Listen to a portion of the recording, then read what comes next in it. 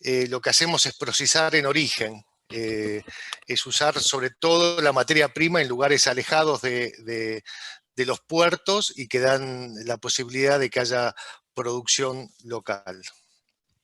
La evolución del corte de etanol, empezamos con un 5% en enero del 2010, hoy se encuentra en 12%, lo que equivale aproximadamente a 1.100.000 metros cúbicos anuales, y de ese 1.100.000 metros cúbicos, el 60% más o menos se produce a partir de maíz y el 40% a partir de caña de azúcar. Nos encontramos en el clásico caso de economía circular. Hice el gráfico para las dos materias primas, el maíz y la caña de azúcar. Todo nace en la fotosíntesis, pasa a la planta, se produce etanol, que va al auto, se recupera parte de ese CO2 a través de la fotosíntesis de vuelta, y obviamente después a través de los coproductos se produce alimentación proteica animal, que es la burlanda, que es la parte proteica del maíz, y después la alimentación animal puede volver bajo forma de biogás y electricidad a las plantas. Con el biodiesel con el aceite de maíz se produce biodiesel también, con el bagazo, que es un subproducto de la producción de etanol en base a caña de azúcar, se produce energía eléctrica, se da energía eléctrica a pueblos enteros, y también abonos orgánicos a través de vinaza procesada. Por lo tanto, así estoy pasando muy rápidamente el gráfico. También hay una recuperación de CO2 de las propias plantas, que es espectacular porque se recupera del proceso el CO2 que contiene ya el maíz, se lo purifica, se lo trata, y se vende posteriormente a la industria alimenticia, a las bebidas gaseosas, y también para usos sanitarios. Como les dije, en realidad cuando se dice bioetanol de maíz, se debería decir bioetanol de almidón de maíz, ya que la parte proteica, que puede ser, la parte proteica es el famoso coproducto del que hablaba Roberto, y que se integra perfectamente con la alimentación animal, ya sea de vacas, de cerdos, de pollos, etc. Por lo tanto, suelen construirse polos de desarrollo alrededor de las plantas de etanol, e incluso aumenta, ahí donde hay una planta de etanol, aumenta la producción de maíz también. Entonces produce esa doble ventaja. Bueno, las consecuencias de uso de energías contaminantes, muchas veces nos olvidamos, quizás estamos poniendo mucho el acento en la parte desarrollo regional, y está muy bien que así sea, pero una de las razones de ser del bioetanol es justamente evitar esto. Ustedes saben que en el mundo hay por lo menos 4,5 millones de muertos por temas por el uso de combustibles fósiles y de contaminación atmosférica. Al año. En la Argentina son 15.000 personas que fallecen por ese tema, especialmente los que viven en las grandes ciudades. Por lo tanto, sustituir el uso de naftas y crecer en esa sustitución es todo beneficio. El beneficio es el siguiente: hay menos material particulado, hay emisión mínima de óxido de nitrógeno, o sea que no repercute en enfermedades respiratorias, hay una reducción muy fuerte de la huella de carbono y de los gases de efecto invernadero.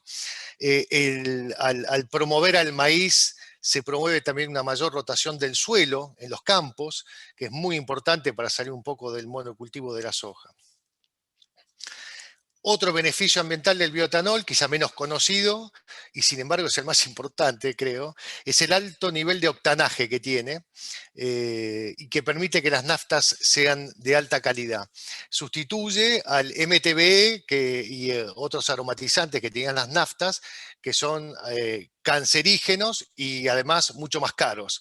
Por lo tanto, el beneficio para las petroleras es doble. Tiene un producto sustentable y más barato. Les paso rápidamente el impacto del COVID en la demanda de etanol. Esto es consecuencia del menor uso de naftas, ha sido muy fuerte. El mes de abril fue lapidario, que creo que fue uno de los más fuertes en términos de confinamiento y de cuarentena. La evolución del precio del etanol en el tiempo. Yo acá estoy comparando el precio del etanol que se le paga a los productores con el precio promedio de las naftas con impuestos a salida de refinería. Si vemos un poco la evolución, yo les puedo dejar esta presentación para que analicen los números. Vemos que el etanol es más barato y es más barato no solo con respecto a la nafta, sino que es competitivo a nivel mundial el bioetanol argentino, por lo que estamos iniciando también todo un proceso de exportaciones. Si vemos el último decenio, podemos ver la preferencia de las autoridades de energía. ¿Cuánto subió la nafta? ¿Cuánto subió el etanol? Bueno, un 56% más subió la nafta. Esto explica también la crisis actual que tienen los productores de etanol. ¿Qué oportunidades tenemos hacia adelante? Es alucinante lo que tenemos para adelante. Argentina produce 50, este año 56 millones de toneladas, y tiene un consumo interno muy bajo de 18 millones, y exporta 32 millones de toneladas sin mayor valor agregado que el que tiene el grano mismo. Si vemos cómo se usa internamente, vemos que básicamente es un consumo para producir carnes, para producir leche, para producir etanol en una parte mínima, para la molienda húmeda, que es de donde se saca la fructosa, por ejemplo, para la producción de cerdos y otra parte de molienda seca. Por lo tanto, lo que queda de manifiesto es que hay un enorme campo disponible para dar valor en origen. Y nos lleva a preguntarnos qué modelo de país y de sociedad queremos desarrollar. Veamos en Estados Unidos, vemos que la producción que solo exportan el 14% de la producción, 14% del maíz, ¿no? Después el producto transformado y con alto valor sí lo exportan. Brasil tiene un 64% de consumo interno. La Argentina solo un 30%, que es una barbaridad, visto todos los desarrollos industriales y las posibilidades de crecer en valor en origen.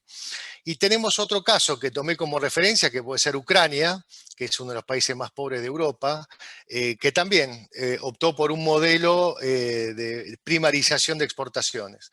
Producen y exportan sin mayor valor agregado. Es una decisión de política eso, es saber si queremos...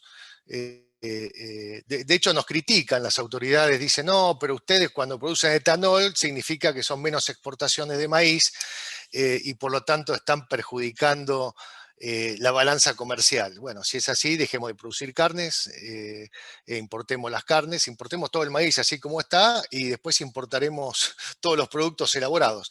Bueno, es una decisión de política económica, de política de país que tiene que tomar la Argentina y ser consecuente en el tiempo con esa decisión.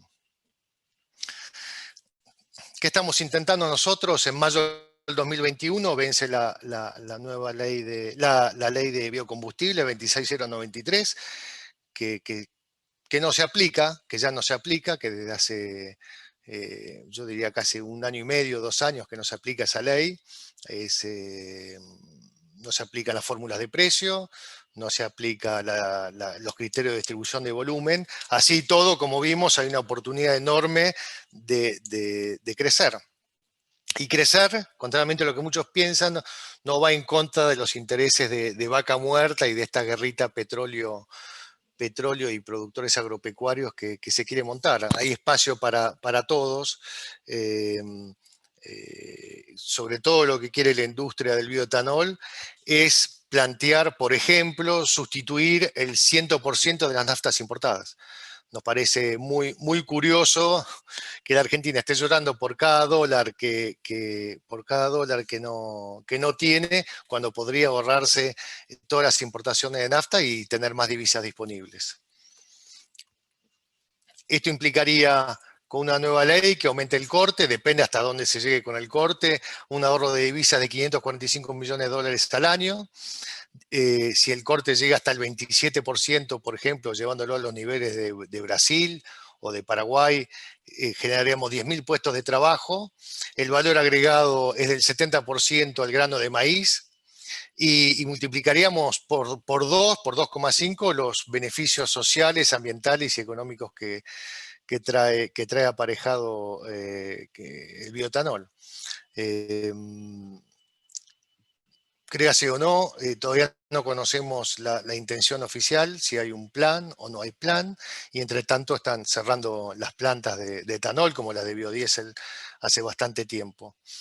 Una de las razones que suelen esgrimir y que tuvimos discusiones nosotros con Matías Culfas, por ejemplo, al respecto, es el supuesto costo fiscal que tienen los biocombustibles y el etanol en particular. Porque se habla de subsidios, en realidad los productores no reciben ningún subsidio. Los únicos que reciben subsidios son los consumidores porque el Estado decidió desgravar al bioetanol en surtidor. Entonces es un beneficio para el consumidor, habida cuenta de los beneficios ambientales que tiene. Si hablamos de costo fiscal, también habría que pensar en costo fiscal que tiene el GNC de última, GNC combustible, que se vende sin ningún tipo de impuestos y no he escuchado a nadie quejándose al respecto.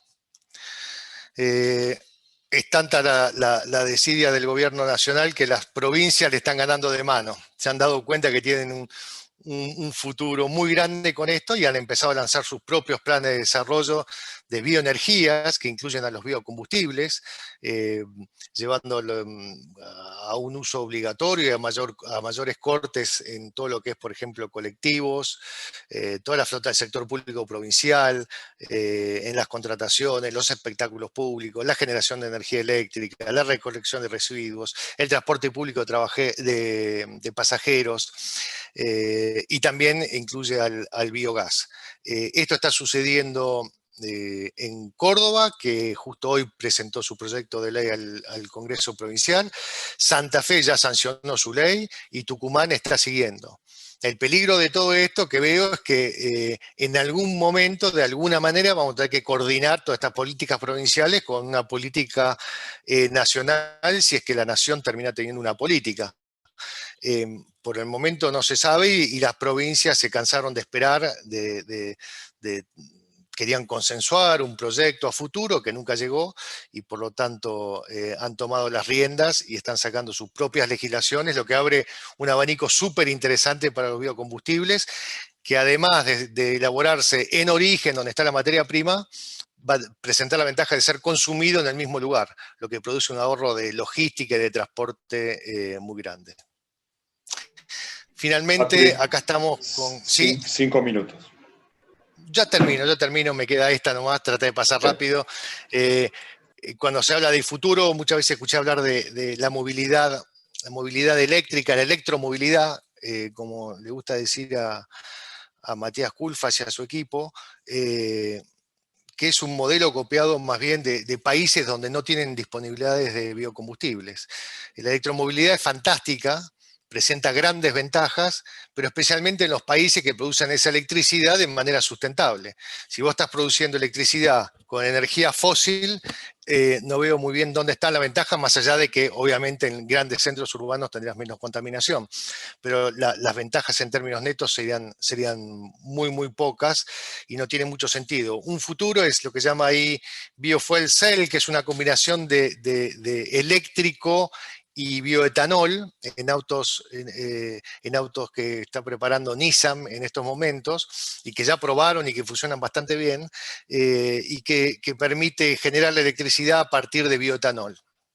Entonces es una combinación que puede funcionar es un proyecto que puede funcionar a futuro. El otro es el colectivo que están viendo ahí, está funcionando 100% a biodiesel, es en Santa Fe, y es una maravilla ver cómo ya bajó la contaminación en Rosario, a partir de toda la flota de colectivos que está usando 100% biodiesel, lo que es una demostración real y gigantesca de éxito y de factibilidad técnica de uso de biocombustibles en el transporte. Bueno, muchísimas gracias y estoy a disposición para cualquier pregunta. Bueno, muchas gracias, Patrick. La verdad que sí hubo coincidencia con lo de Roberto, claramente.